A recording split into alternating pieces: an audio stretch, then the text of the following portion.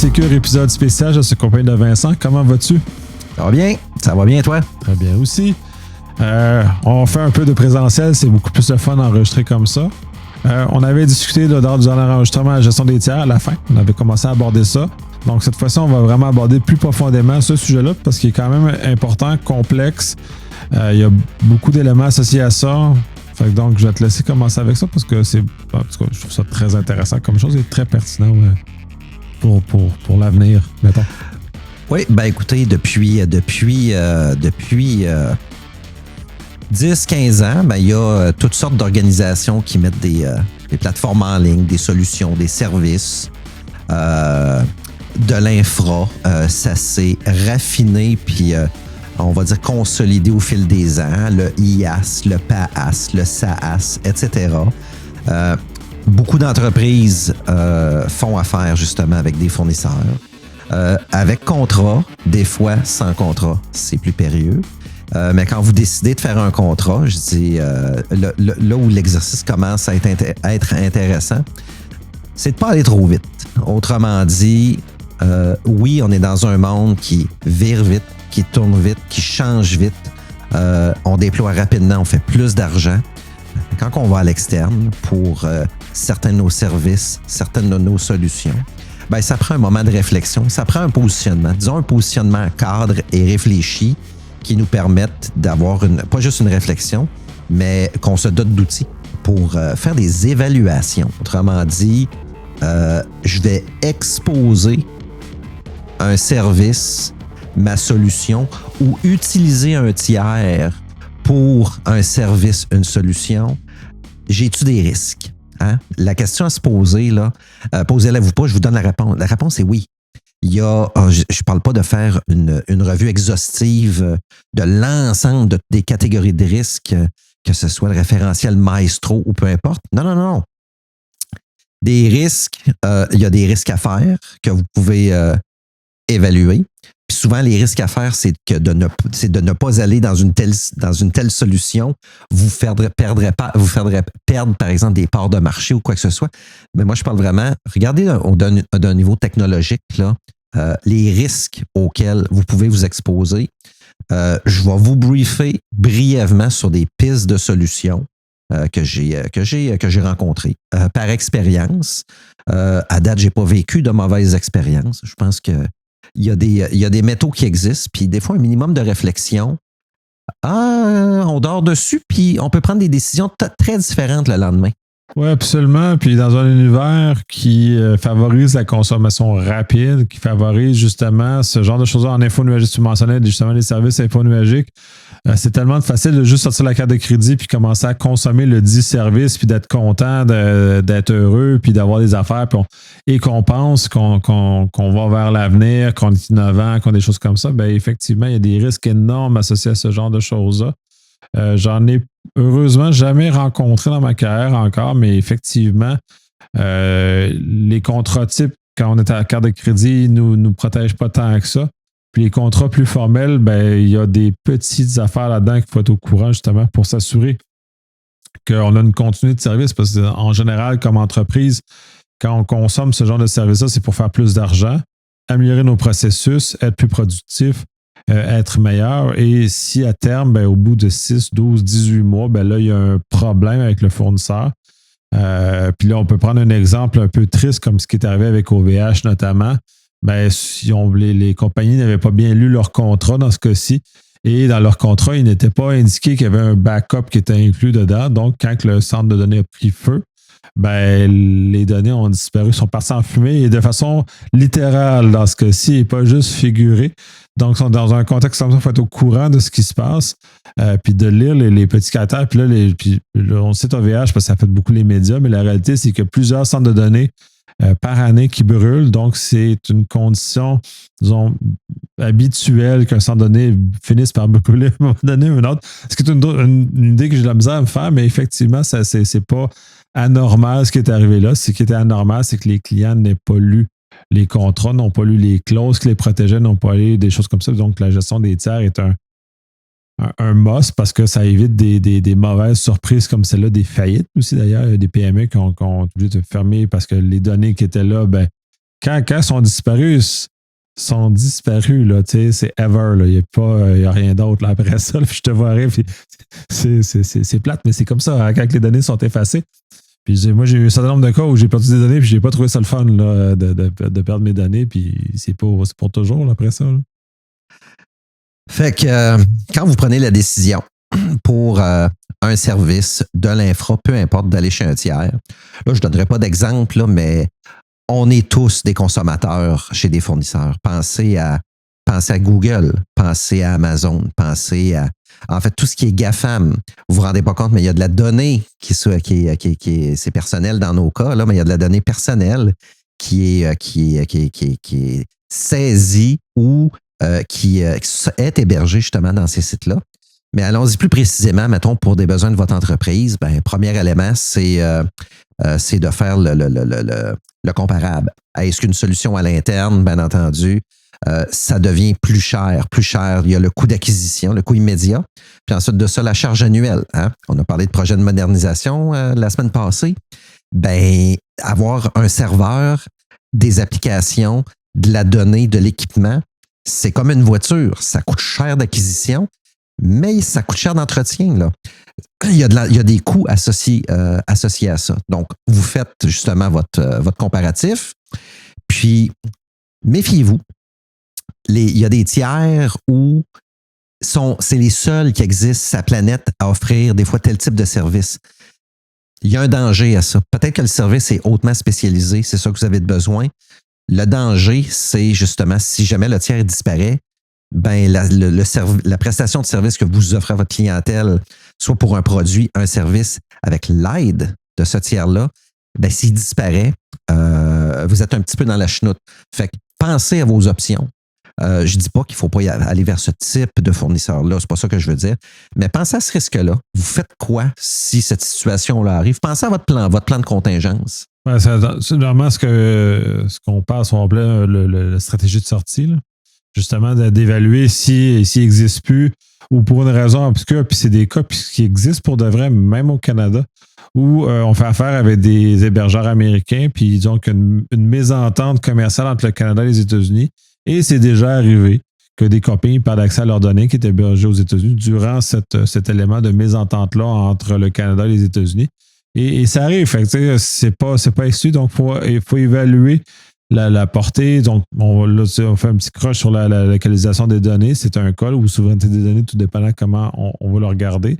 C'est une chose, mais qu'est-ce qui arrive si, peu importe un cataclysme ou sans des données brûlent, le fournisseur ferme les portes de façon abrupte et coupe le service. Est-ce que les données sont ailleurs? Tout ça doit être considéré puis la continuation de prestations, parce que si vous le consommez, c'est parce qu'il a ajouté de la valeur à votre entreprise. Comment vous continuez ou comment vous permettez de continuer cette génération de valeur-là, mais sans ce fournisseur-là, par exemple? Puis il n'y a pas juste les faillettes, les fermetures, il y a des rachats. Il y a des rachats aussi qui viennent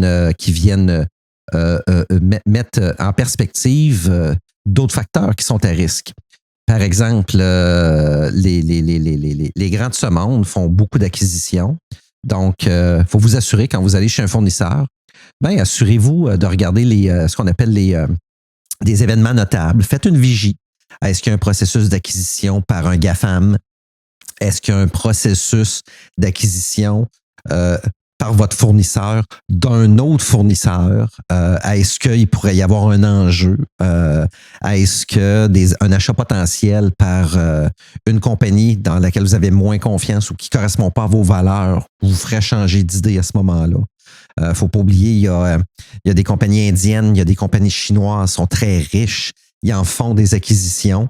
Bon, je ne veux pas traiter ces pays-là de pays voyous, mais écoutez, ils ont de la morale douteuse, c'est des pays à la morale douteuse, malheureusement, puis qui ne correspondent pas beaucoup à nos valeurs aussi. Là. Ouais. Ça pourrait occasionner peut-être certains enjeux. L'exemple facile à l'heure actuelle, c'est la Russie où il y a des boycotts nommés. Donc, il n'y a pas de grande question philosophique à placer là-dessus parce que d'un point de vue étatique, c'est normé. On n'est pas supposé faire du commerce avec ce pays-là, en l'occurrence.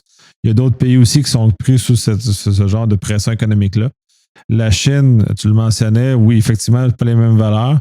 Et en plus, il commence à y avoir des tensions économiques et politiques entre la Chine et plusieurs pays d'Occident, notamment le Canada, notamment les États-Unis.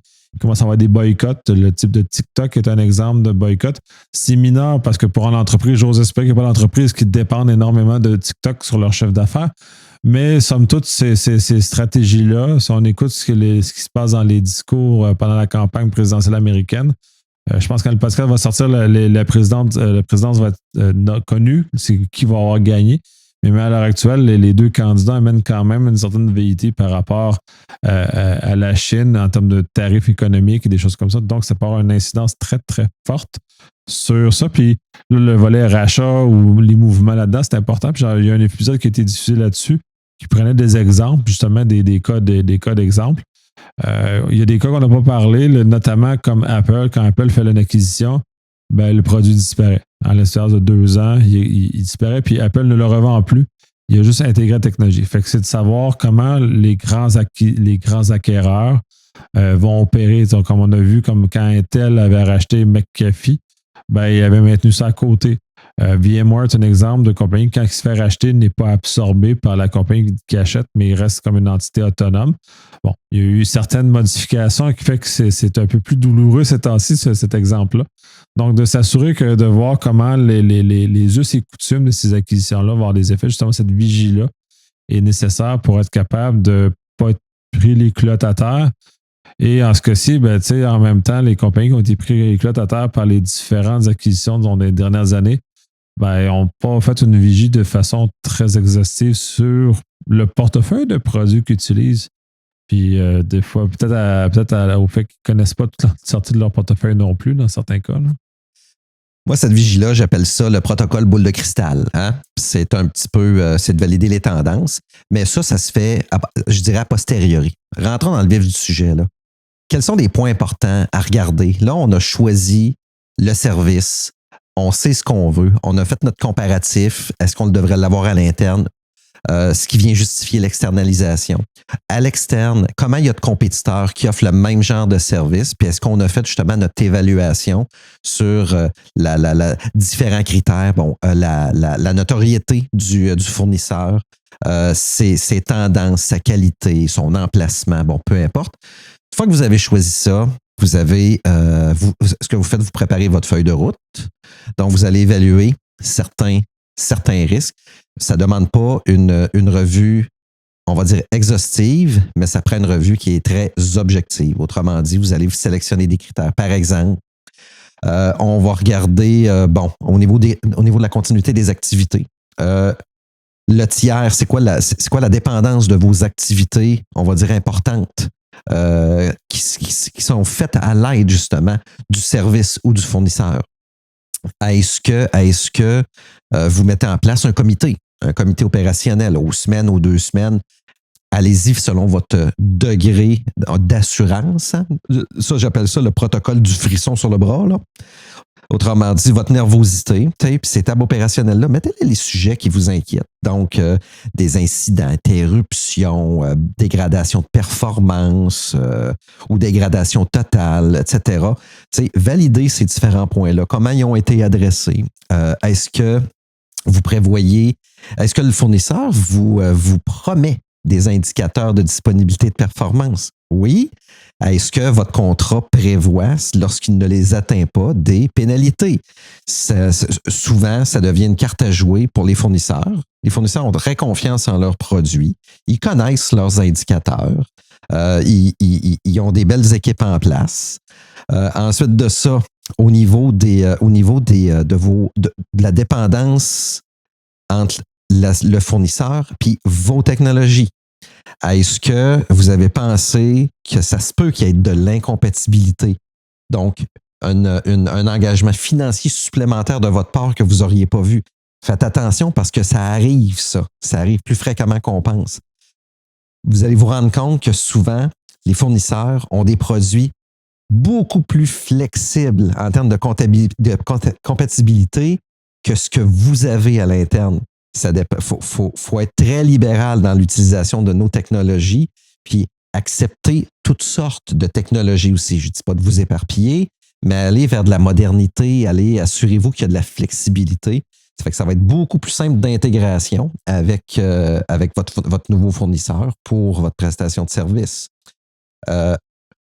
Qui fait la gestion? Est-ce qu'on vous propose un produit qui va être hébergé, ça s'arrête là, fait que vous êtes maître de votre entretien, votre maintenance, qui fait ça? De quelle façon vous faites votre traçabilité? C'est pas parce que c'est chez le fournisseur puis qu'il y a un incident qui survient qu'il faut pas utiliser le même traitement puis la même rigueur que si ça arrivait sur vos équipements. C'est égal, c'est la même chose. Oui, parce que cette définition du partage des responsabilités est très importante. Les incidents, ça en est un, mais le point précédent que tu as mentionné est également très important parce que de ce départage-là, de mon expérience, est mal maîtrisé. Parfois, on a l'impression que le fournisseur est plus responsable qu'il est vraiment et vice-versa. Donc, ça arrive à mettre des éléments de confusion. En incident, ça en est un parce que des fois, le fournisseur a une responsabilité beaucoup plus grande que qu'on anticipe. Donc, on est quasi dans plusieurs cas exclu du processus où on a juste le rapport final puis c'est tout ce qu'on a accès puisque la responsabilité était vraiment de son côté. Donc, de bien d'avoir une vision claire, de maîtriser ça parce que, en tout cas, bref, de mon expérience, c'est très, très peu maîtrisé. Puis ça l'amène généralement à des situations un peu plus tristes dans des éléments plus sensibles comme les incidents ou dans d'autres éléments. Là. Souviens-toi, les boîtes de courriel des associés Deloitte qui étaient hébergées sur un container AWS où lorsque le container a été la propriété, en fait, lorsque les admins de Deloitte ont pris la propriété de faire la gestion des accès, ils ont réduit le format d'accès par défaut au container, ce qui a fait en sorte qu'une console d'administration où on ne pesait pas sur logout, si on fermait la fenêtre, il y avait un délai où la session restait ouverte. Et c'est de cette façon-là que les comptes des grands dirigeants de Deloitte aux États-Unis se sont fait hijacker leur boîte de courriel. Ça, c'en est un exemple. Puis Amazon n'a jamais été poursuivi pour ça parce qu'eux autres, dans leur contrat, c'est très clair. Là où s'arrête leur responsabilité est celle du client où elle débute. Hein? Donc, bien important, effectivement. Tiens, on parle de sécurité de l'information. Ça va être quoi l'implication du fournisseur, de son personnel? Est-ce qu'il va être en mesure d'accéder à votre service qui est hébergé chez lui? En l'occurrence, la réponse, c'est oui. Mais par contre, on peut spécifier au contrat, ça va être quoi la part de responsabilité? Un incident, vous n'aurez pas le choix. Vous allez avoir besoin du concours puis de la collaboration du personnel du fournisseur, c'est une chose. Mais pour tout autre type d'intervention, définissez les types d'intervention. Puis assurez-vous de mettre de la surveillance si c'est possible. Un autre élément à surveiller, si vous avez de la donnée, on va dire, qui est assujettie à de la réglementation PRP, qui transite, bien, assurez-vous d'avoir les mesures en place.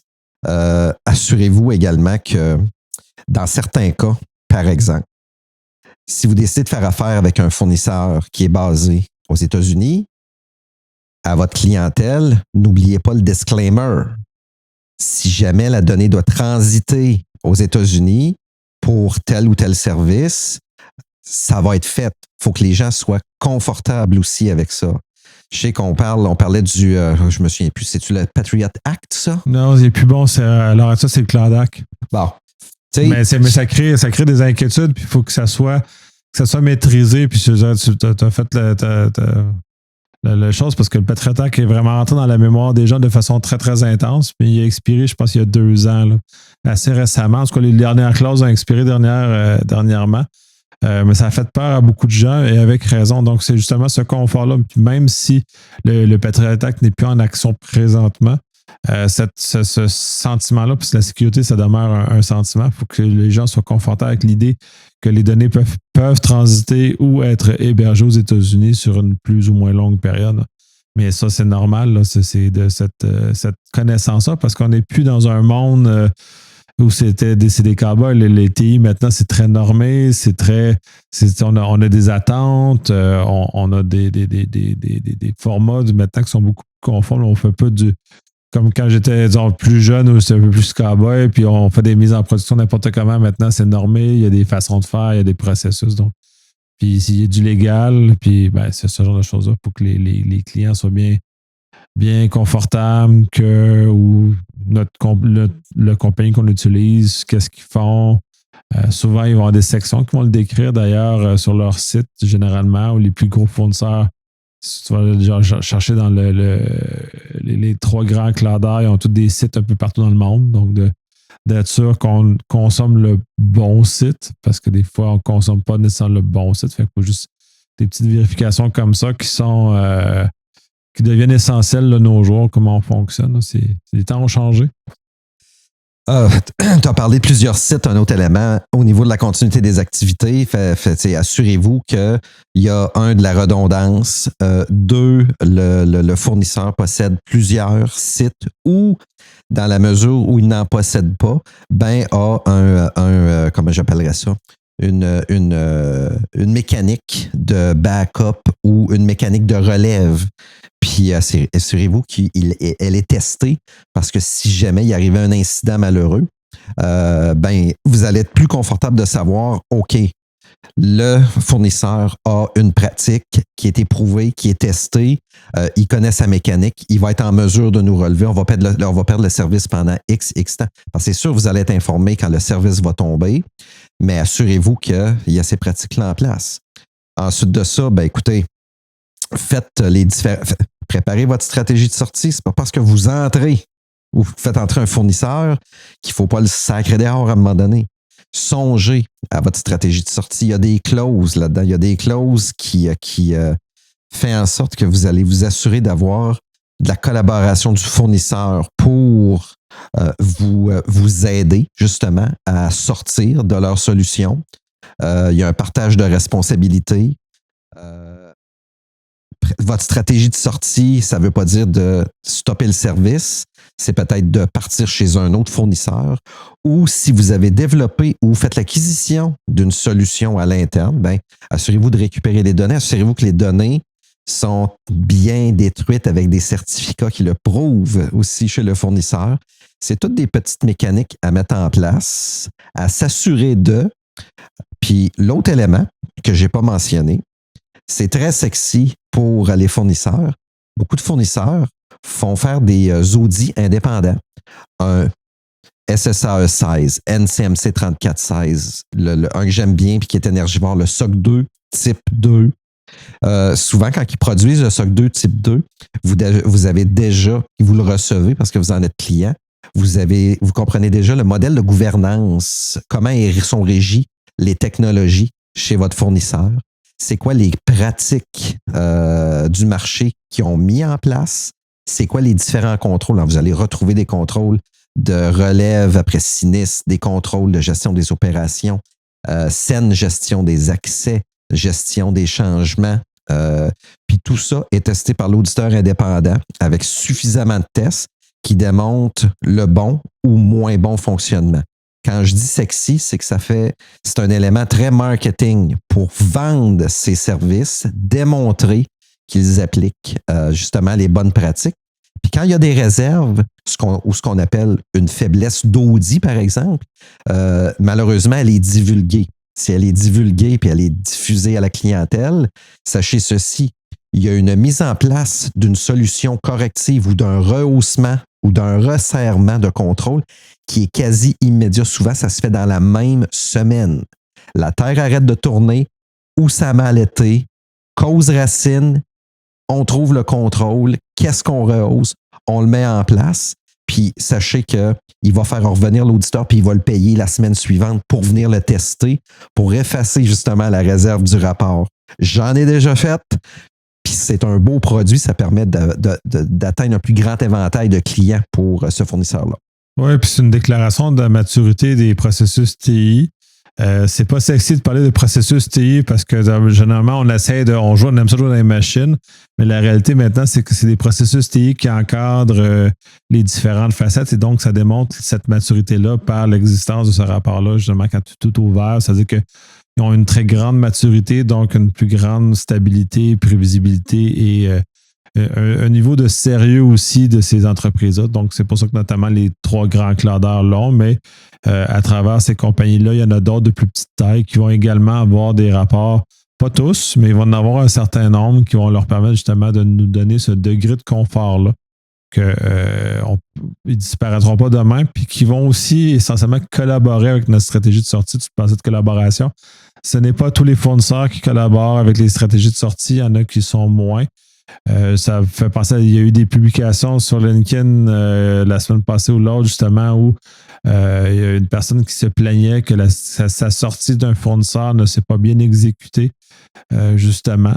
Heureusement, là, il y a eu une maturité dans la conversation, c'est-à-dire qu'ils n'ont pas nommé le fournisseur en question, mais puis que la solution, le problème, c'est fini par se résoudre.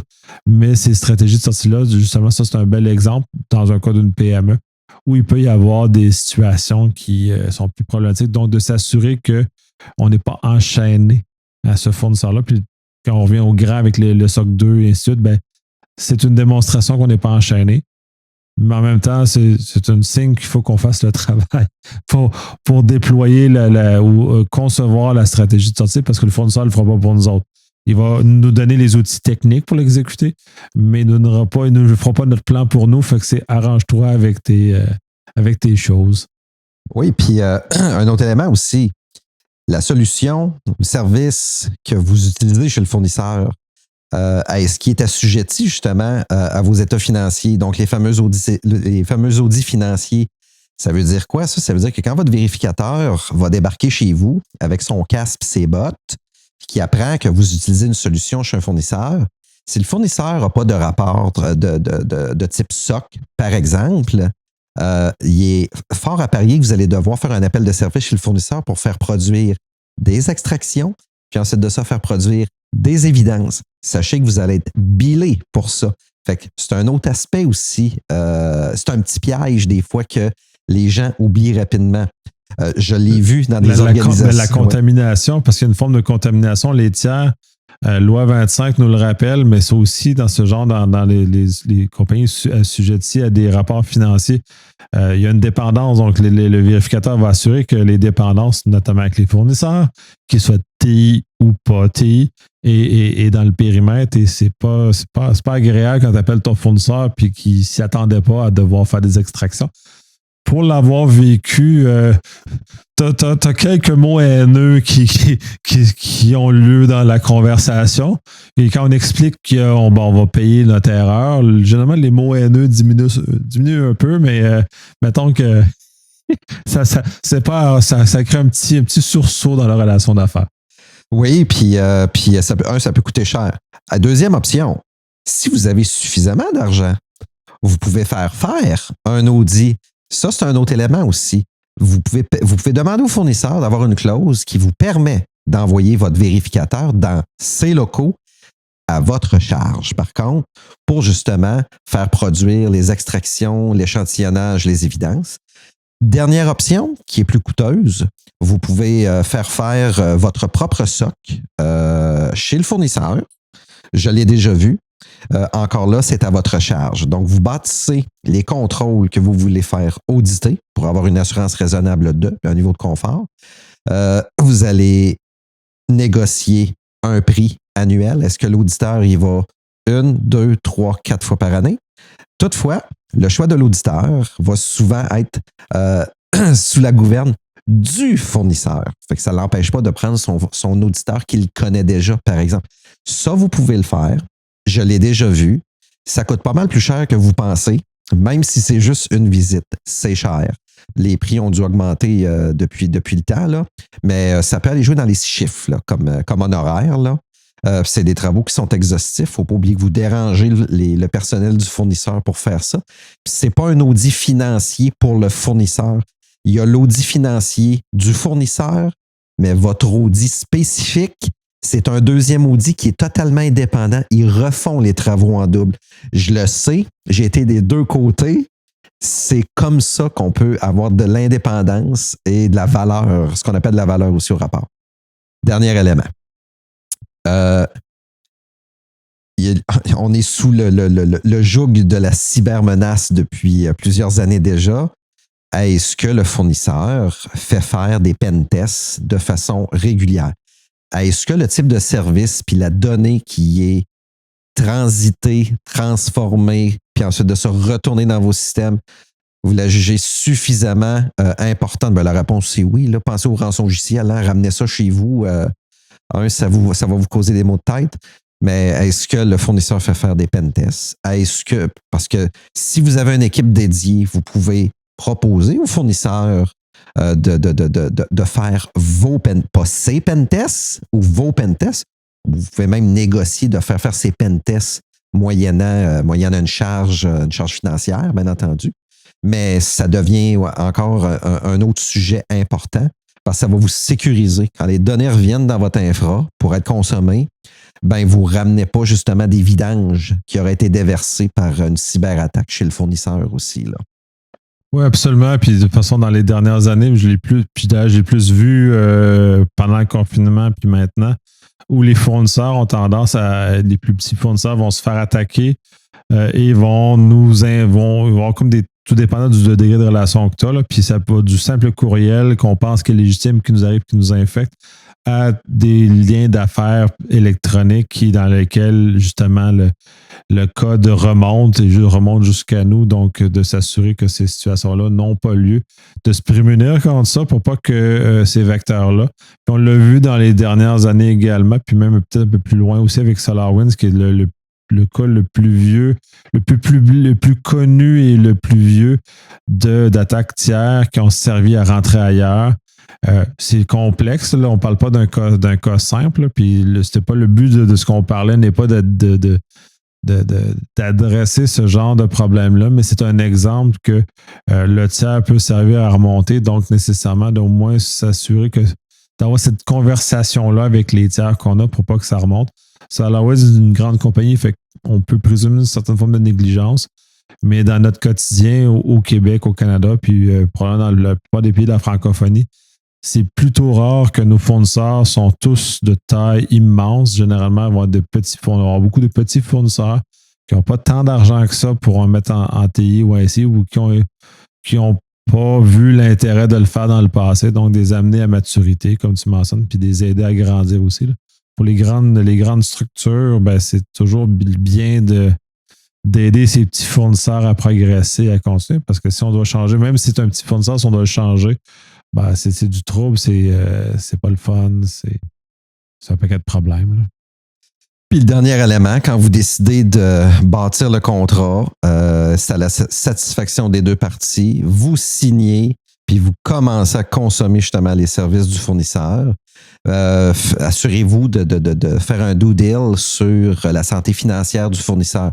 Ce que je vous disais tantôt, là, puis démarrez votre protocole boule de cristal. La santé financière, je ne dis pas de faire ça de façon intrusive, là, parce que fort probablement que les fournisseurs ont déjà certaines mécaniques pour démontrer leur santé financière déjà, mais faites-le, puis posez-leur des questions si vous avez l'interprétation des doutes. Faites-le à chaque renouvellement, mais puis ensuite de ça, ben, vous démarrez votre vigie.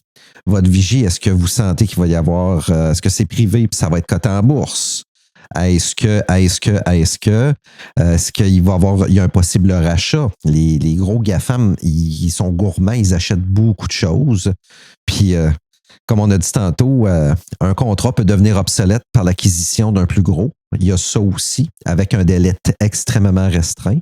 Et puis, le type de service que vous consommez, il n'y a rien qui vous empêche de poser aussi la question une fois de temps en temps aux fournisseurs, c'est quoi ces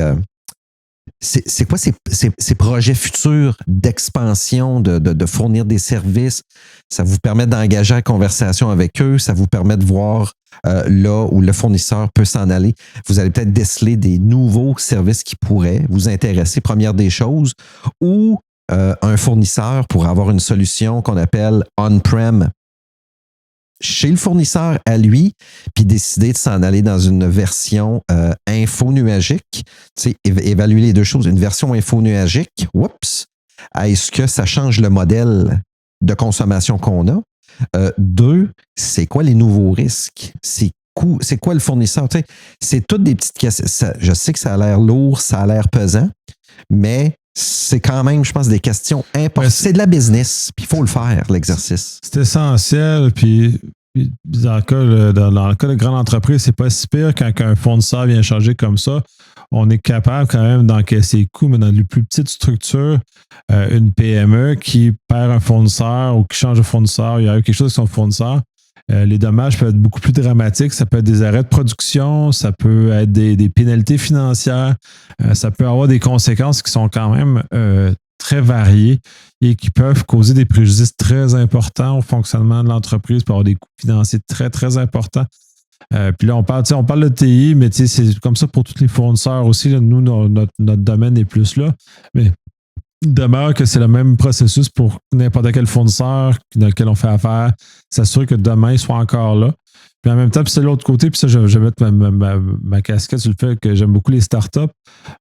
C'est le bout où les startups, généralement, ne passent pas nécessairement bien les critères des grandes entreprises parce que, bon, la solidité financière, généralement, n'est pas tout à fait présente dans une startup.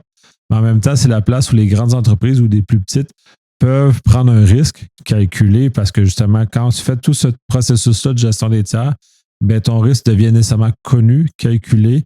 Et il y a une mesure de repli qui peut être mise en cas où la start-up, malheureusement, ne veut pas fleurir, par exemple, dans sa pleine splendeur, ou est rachetée en cours de chemin ou littéralement fait faillite parce que malheureusement, la solution n'a pas été capable d'arriver à terme comme ça aurait dû, mais c'est un aspect aussi à conserver. Et justement, ouvrir la porte à ce genre de fournisseurs-là qui sont quand même innovants pour la plupart, amènent des idées nouvelles. Fait que je trouve ça important parce qu'en grande entreprise, ils vont être frileux généralement à touche pas aux startups parce qu'il y a un risque. La grande entreprise va investir dans des pratiques dans les universités ou des collèges, entre autres. Ça se fait énormément. Mais tu as raison, l'autre vecteur, c'est effectivement des startups, c'est très... je vais appeler ça, c'est du libéral open source. C'est innovant. On va dire volatile, mais oui, ça l'amène des choses, mais il ne faut pas se fermer la porte à ce genre d'innovation-là. Parce qu'on revient au début, la gestion des tiers, c'est aussi comment ce tiers-là nous apporte de la valeur à notre entreprise. Donc, ces startups-là peuvent apporter de la valeur à nos entreprises. On ne peut pas les exclure de facto parce qu'ils n'ont pas la santé financière, parce que c'est dans les critères que tu mentionnais vers la fin.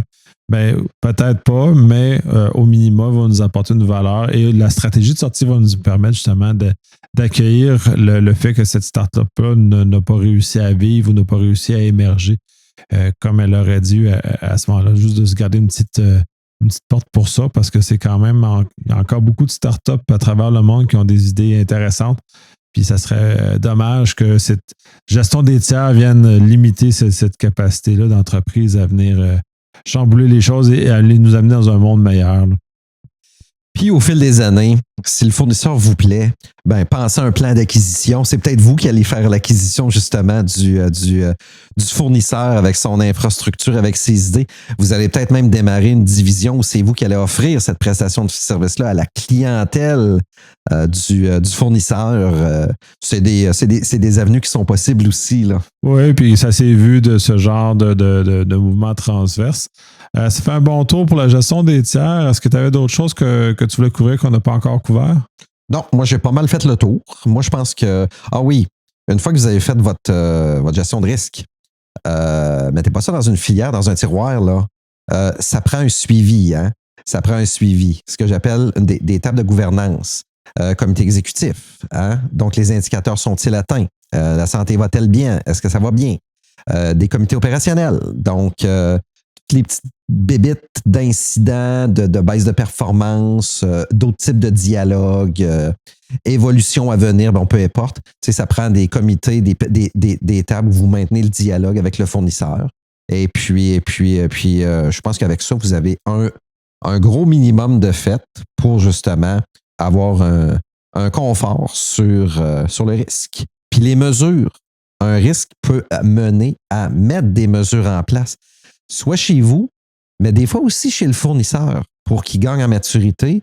Mais en premier lieu, dans votre partage de responsabilité, ça sera probablement pas au contrat.